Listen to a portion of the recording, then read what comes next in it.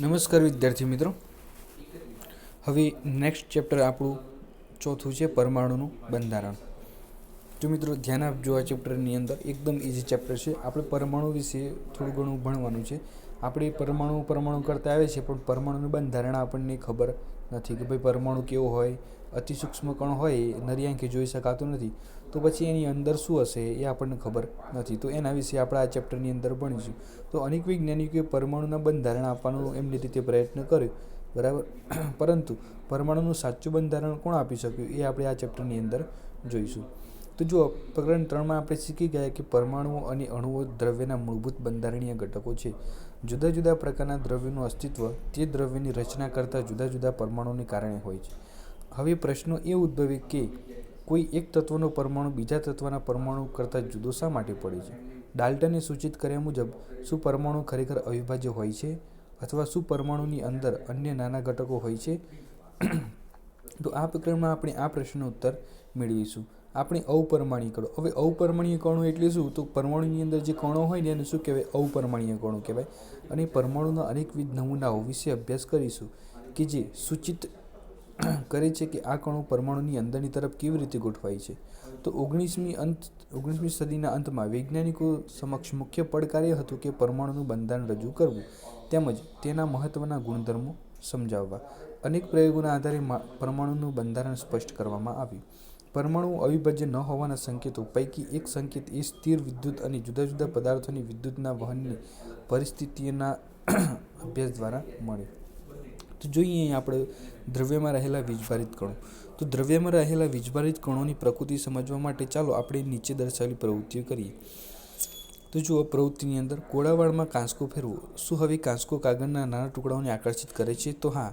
કાચના સળિયાને રેશમના કાપડ પર ઘસો અને ત્યારબાદ તે સળિયાને હવા ભરેલા ફુગ્ગાની નજીક લઈ જાઓ. શું થાય છે તેનું અવલોકન કરો. મિત્રો, આ પ્રવૃત્તિઓ આપણે ધોરણ 8ની અંદર કરી ચૂક્યા છીએ.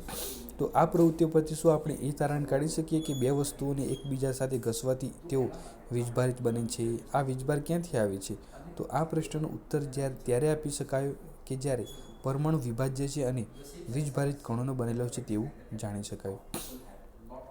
પરમાણુમાં રહેલા વીજભારિત કણોની હાજરીના રહસ્યને સ્પષ્ટ કરવામાં અનેક વૈજ્ઞાનિકોએ યોગદાન આપ્યું. 1900 સુધી એમ જાણી લેવાયું હતું કે પરમાણુ અવિભાજ્ય કણ હતો, પરંતુ તે ઓછામાં ઓછો એક અવપરમાણીય કણ એટલે કે ઇલેક્ટ્રોન ધરાવે છે, જેની ઓળખ જે થોમ્સન નામના વૈજ્ઞાનિકે આપી. તો મિત્રો, આપણને પ્રશ્ન પૂછાય કે ઇલેક્ટ્રોનની શોધ કોણે કરી? તો જે થોમ્સન નામના વૈજ્ઞાનિકે. ઇલેક્ટ્રોનની ઓળખ થઈ તે પહેલાં ગોલ્ડસ્ટીને 1886 વાયુવિભાન નળીમાં વિકિરણોની હાજરી શોધી કાઢી. આ વિકિરણોને કેનાલ કિરણો કહેવાયા. આ કિરણો ધન વીજભારિત કિરણો હતા. તો મિત્રો યાદ રાખવાનું, જે કેનાલ કિરણો છે, કેનાલ રેઝ, એને શું કહેવામાં આવે છે? ધન વીજભારિત વિકિરણો, જે આખરે અન્ય અવપરમાણીય કણોની શોધ તરફ દોરી ગયા. તો આ જે અવપરમાણીય કણો મળ્યા, તો એ અવપરમાણીય કણો પાછા અન્ય અવપરમાણીય કણોની શોધ તરફ દોરી ગયા. તો આ અવપરમાણીય કણોના વીજભારની તીવ્રતા ઇલેક્ટ્રોન જેટલી, પરંતુ ચિહ્ન તેનાથી વિરુદ્ધ હતું. તેનું દળ ઇલેક્ટ્રોનના દળ કરતાં આશરે 2000 ગણું હતું. તેને પ્રોટોન નામ અપાયું. તો મિત્રો, બીજા અવપરમાણીય કણો હતા, તો એ કયા હતા? તો પ્રોટોન. સામાન્ય રીતે ઇલેક્ટ્રોન E અને પ્રોટોન P દ્વારા દર્શાવાય છે. પ્રોટોનનું દળ 1 એકમ અને તેનો વીજભાર +1 લેવાય છે, જ્યારે ઇલેક્ટ્રોનનું દળ નહિવત અને વીજભાર -1 લેવાય છે. પરમાણુ પ્રોટોન અને ઇલેક્ટ્રોનનો બનેલો છે કે જે પરસ્પરના વીજભારને સમતોલિત કરે છે. એવું પણ જોવામાં આવ્યું કે પ્રોટોન પરમાણુના અંદરના ભાગમાં હોય છે. પરમાણુમાંથી ઇલેક્ટ્રોનને સહેલાઈથી દૂર કરી શકાય છે, પરંતુ પ્રોટોનને દૂર કરી શકાતો નથી. તો અહીં ધ્યાન આપવાનું કે પરમાણુ હોય તો એની અંદર પ્રોટોન હોય છે, તો એ પ્રોટોનને દૂર નથી કરી શકાતો, ઇલેક્ટ્રોનને સહેલાઈથી દૂર કરી શકાય છે. હવે મોટો પ્રશ્ન એ હતો કે પરમાણુ આ કણોને કયા પ્રકારનું બંધારણ રચ્યું? આપણે આ પ્રશ્નનો ઉત્તર નીચે મુજબ મેળવીશું. તો જોઈએ પરમાણુનું બંધારણ. આપણે પ્રકરણ 3માં ડાલ્ટનના પરમાણુ સિદ્ધાંતો વિશે અભ્યાસ કર્યો છે, જેના મત મુજબ પરમાણુ અવિભાજ્ય અને અવિનાશી છે. પરંતુ પરમાણુમાં બે મૂળભૂત કણો, પ્રોટોન અને ઇલેક્ટ્રોનની શોધે ડાલ્ટનના પરમાણુ સિદ્ધાંતની આ અભિધારણાને ખોટી સાબિત કરી. હવે એ જાણવું જરૂરી હતું કે પરમાણુની અંદર પ્રોટોન અને ઇલેક્ટ્રોન કેવી રીતે ગોઠવાયેલ છે. કે આ સમજાવવા માટે અનેક વૈજ્ઞાનિકોએ વિવિધ પરમાણુય નમૂના રજૂ કર્યા. જે થોમ્સન પ્રથમ વૈજ્ઞાનિક હતા. તેમણે જેમણે પરમાણુના બંધારણ સંબંધિત નમૂનો રજૂ કર્યો. તો જોઈએ થોમ્સનનો પરમાણ્વીય નમૂનો.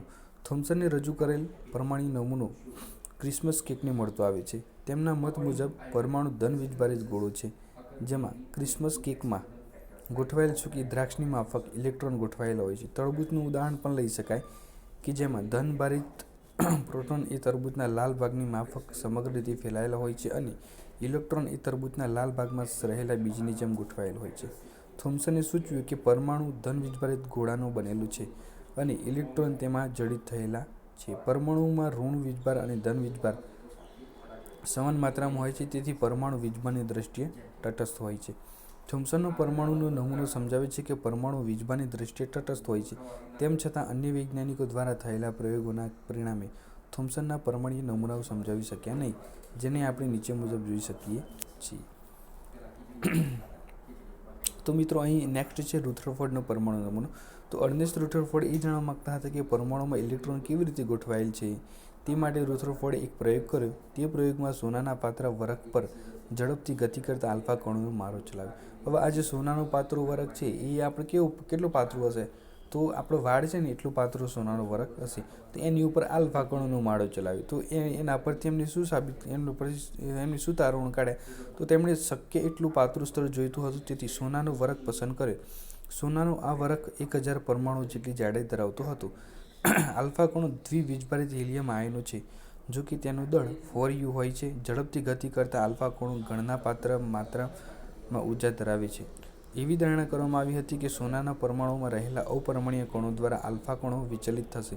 જો કે આલ્ફા કણો પ્રોટોન કરતાં ઘણા ભારે હોવાના કારણે તેઓને વધુ પડતા વિચલનની અપેક્ષા ન હતી. મિત્રો, હવે આપણે નેક્સ્ટ આવે છે બોરનો પરમાણુ નમૂનો. બરાબર, તો એ જોતાં પહેલાં આપણે આટલી સુધી રાખીશું. બરાબર, આટલા સુધી તમે તૈયાર કરજો, પછી આપણે આગળ જોઈશું.